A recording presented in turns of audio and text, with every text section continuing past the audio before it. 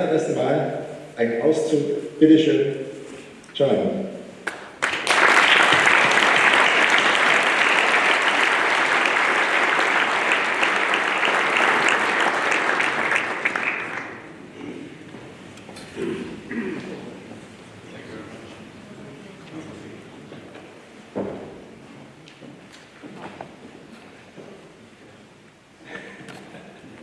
Such great memories with this wonderful, wonderful man. Good day to you all.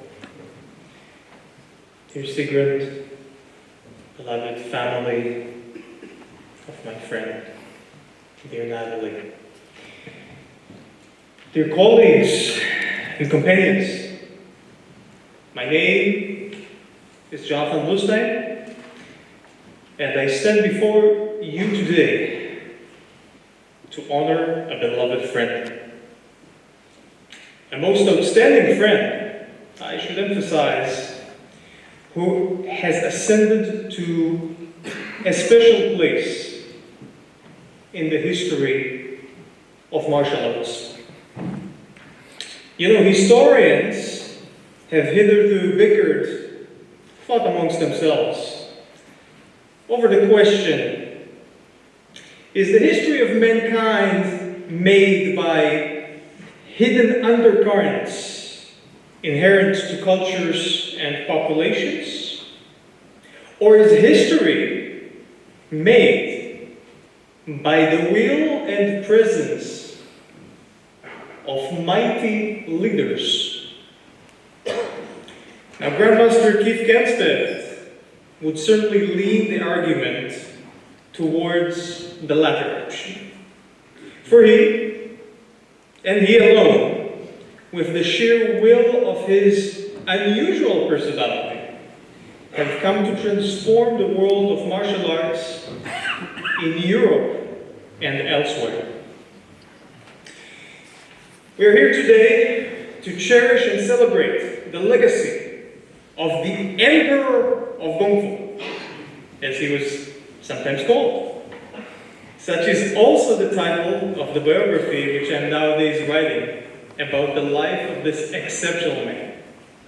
This new book, Emperor of Kung Fu, shall explore the tale of this friend of mine, whom I personally knew simply as Ron. Let me tell you a little bit about Ron. He was born Keith, by the way, a name that he often emphasized is very British, because he was of British ancestry. He was very, very, very proud to be a German, but he was also proud of his British heritage. And he was born to loving parents who gave him all that they could, and then some more. Then in adulthood, Ron became a wizard of sorts, is much due to the influence of his own father, having been a magician. Of this there are many stories which my future book shall entail. Ron was always on the side of justice. That too, he learned from his father, who was a strong opponent of the Nazis. Secretly, the Kernspecht family were rumored to be half gypsies, and they had Jewish friends in a not so simple a time. But their honorable German name they inherited through a special set of circumstances, which is for the book to tell. Curious and athletic since childhood, Ron became a martial artist at an early age. Already, he tells me, he was sort of fighting a little bit with his dad, who taught him special martial arts tricks from all sorts of weird traditions that were taught throughout Europe. Some traditions that don't even have names nowadays, such as a martial art invented by famous mystic Gurdjieff. Often, prospective Asian teachers that Ron sought after were racist towards him. They did not wish to teach him fully or at all, because his eyes were of a different shape. Now it looks so silly to us, right? In this day and age. but back in the 1960s, it was a thing. Yet you know what? He never complained of this. Rather, he considered it as an amusing challenge. Oh, those Chinese, they don't want to teach me? Okay, let's see. Let's see what I can take nonetheless. And eventually, he was to excel in their own martial arts, more so than any of them ever did. Quite an achievement. There are many reasons why people followed Ron and easily accepted him as their leader.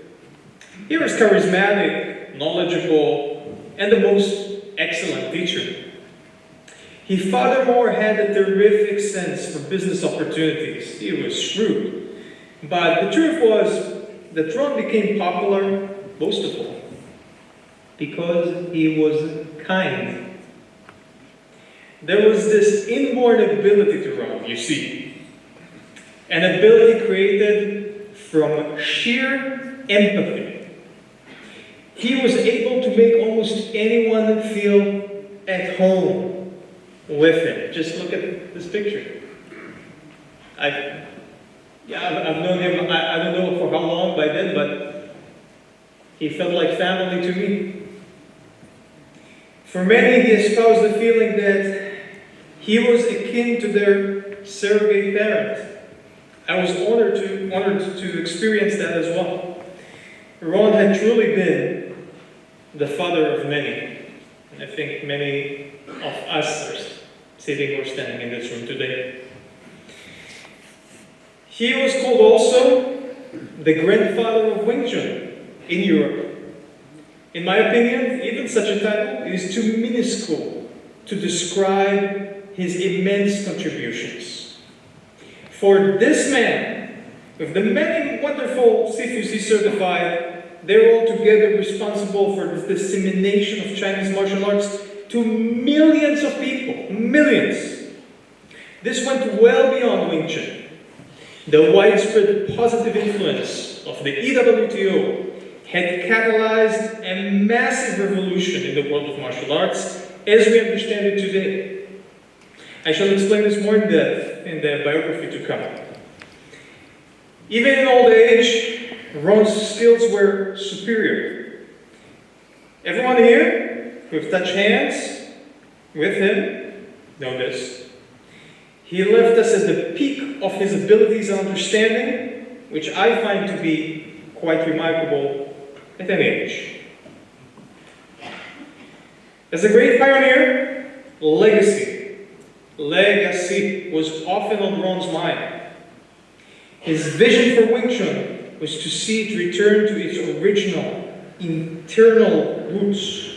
He spent the last decade of his life recreating the art in that image, the internal image of Wing Chun as he understood it, and I think he understood it better than most. This is the gift that he sought to bestow upon yourselves and the martial arts community at large.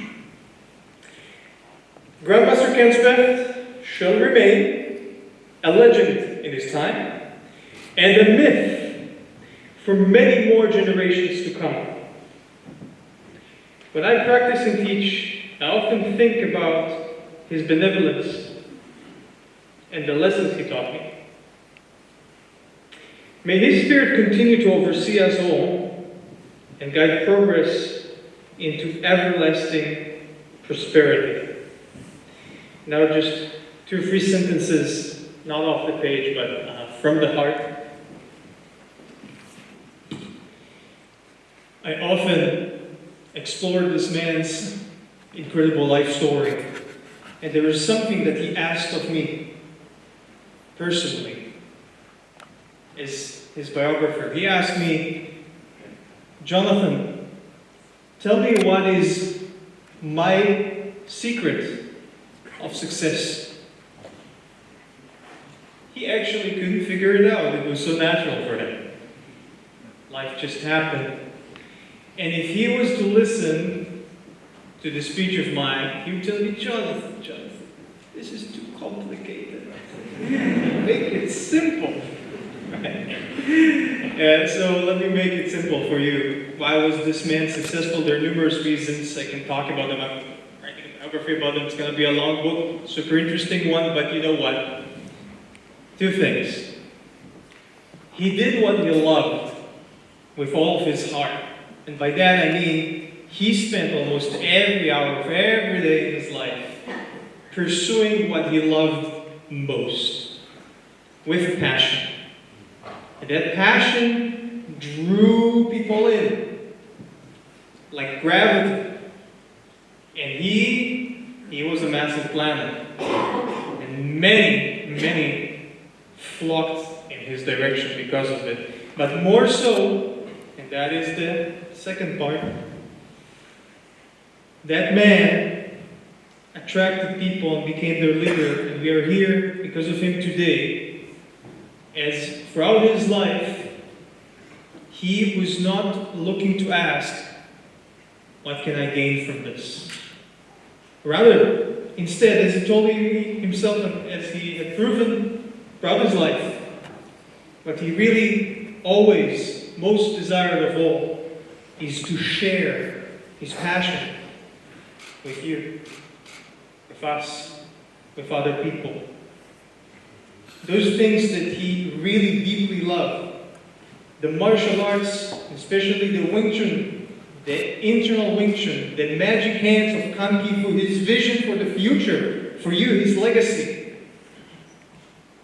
He believed that it was his right and his duty to share it with the world. And when people saw that he was truthful and genuine and had the real deal, they flocked in his direction, as was I. Thank you, friend. Thank you all.